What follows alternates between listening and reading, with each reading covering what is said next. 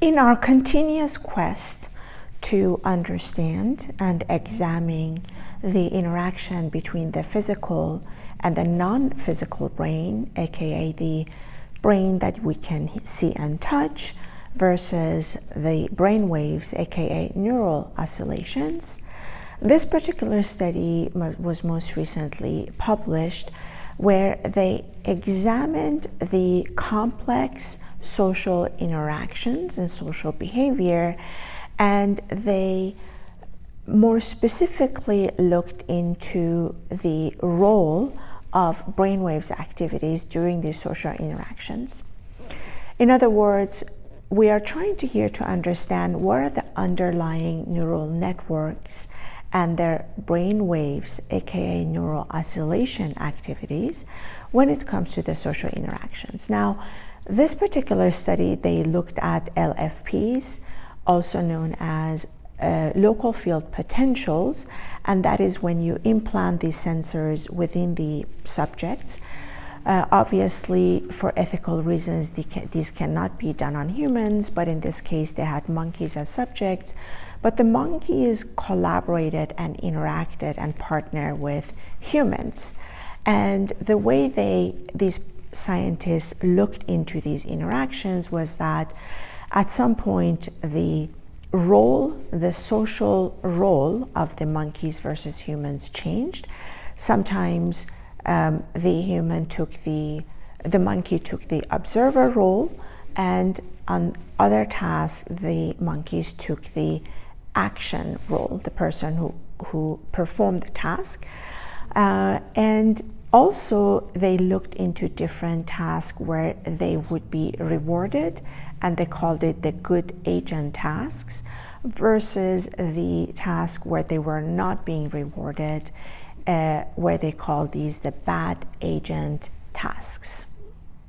The reason they were able to examine, distinguish, and distinct pattern of brain waves within the distinct sections and regions of the brain was because they used the methodology of LFPs, in other words, the implanted sensors, because that is when you can go deep in the brain and measure the brain waves and neural oscillation activities from that particular region. In this case, they mainly focused on prefrontal cortex and very specific sections of the prefrontal cortex, for example, medial prefrontal cortex or MPFC. The reason they did that is because we know that prefrontal cortex has a lot to do with these complex social interactions, and different spaces, different parts of the prefrontal cortex have different responsibilities and different activities based on the task at hand. For example, some part of the PFC has to do with the interactions where there is a reward or a motivation involved, and these are usually called, in this, at least within the scientific world, these are the hot tasks, for example, because there is a reward and the motivation at the end of the task. Whereas other part of the prefrontal cortex are more analytical, and they are not necessarily influenced by rewards. In other words, the subject in the matter performs the task regardless whether they are being motivated and or rewarded, and these are the more analytical part of the prefrontal cortex, also known as the cold sections of the PFC. The first finding of this particular study was, and I quote here, compatible initial visual information between action, execution, and observation. In other words, there were decreased alpha and beta frequencies, which you already know being lower brainwaves frequencies, during the observation. So the social role that the monkey took, whether they were the observer or the actor, in both cases, lower brainwaves frequencies were involved based on previous studies.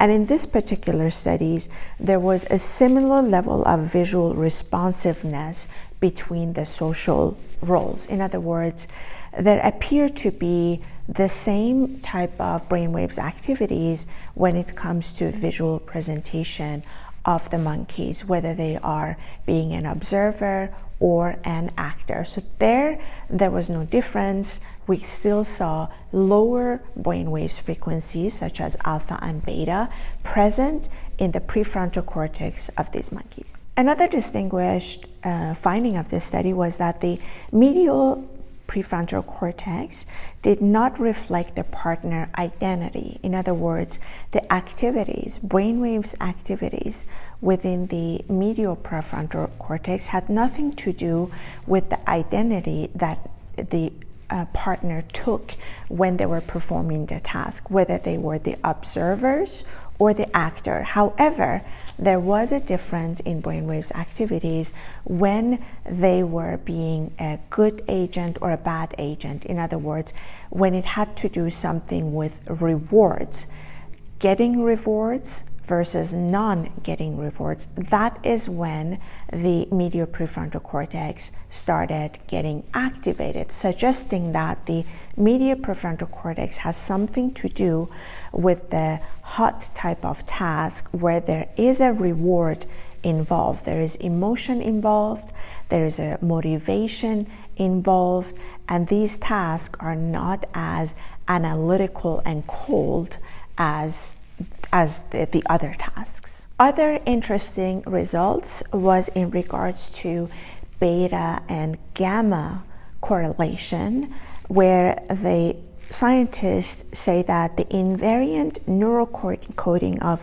social role across interaction, meaning to say that the beta and gamma waves frequencies, which, as you know, they are higher than alpha beta frequencies, they were associated with the role of the participants. In this case, whether there was an actor versus there was an observer. When the participant was acting as an actor, opposite beta and gamma modulations was present, but when the participant was acting as an observer, just watching the task being done, the correlation between beta and gamma was not correlated. There was no correlation between the activation of these higher frequency brainwaves. As you may recall, in the past, we have talked about how beta brainwaves frequencies appear to have to do with top-down type of task, and they have a role of being an inhibitory filter when it comes to the brain cortex as well as the prefrontal cortex, as well as we've also talked about where it's the lower beta frequencies. They're associated with working memory engagement, and higher beta frequencies are associated with cognitive inhibition. We also previously talked about how beta waves frequencies appear to be active during the working memory processes. And in this case, it was very interesting because these monkeys showed a lot of brainwaves activities, which suggests to the scientists that their working memory was at work.